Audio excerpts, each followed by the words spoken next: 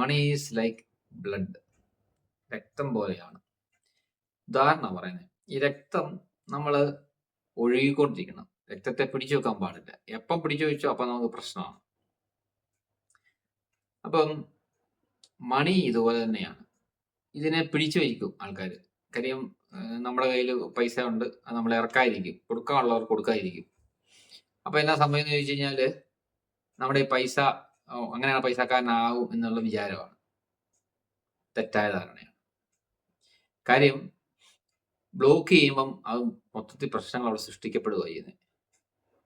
അങ്ങനെ ചെയ്യാൻ പാടില്ല. അതിനെ ഒഴുകാൻ അനുവദിക്കുക, അതിനെ ചെലവാക്കുക, ആവശ്യത്തിനായിരിക്കണം ചെയ്യണമെന്നേ ഉള്ളൂ. അതുകൊണ്ടാണ് മണി ഈസ് ലൈക്ക് ബ്ലഡ് എന്ന് പറയുന്നത്.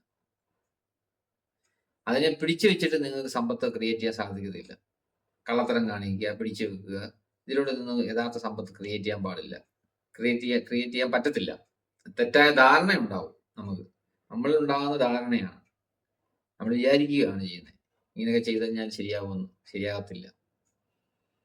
നിങ്ങൾ ഞാൻ പറഞ്ഞ കാര്യങ്ങൾ ഒന്ന് മനസ്സിലാക്കി അപ്ലൈ ചെയ്യുക. അപ്പോൾ നിങ്ങളുടെ ജീവിതത്തിലും വലിയ മാറ്റങ്ങൾ സംഭവിക്കും.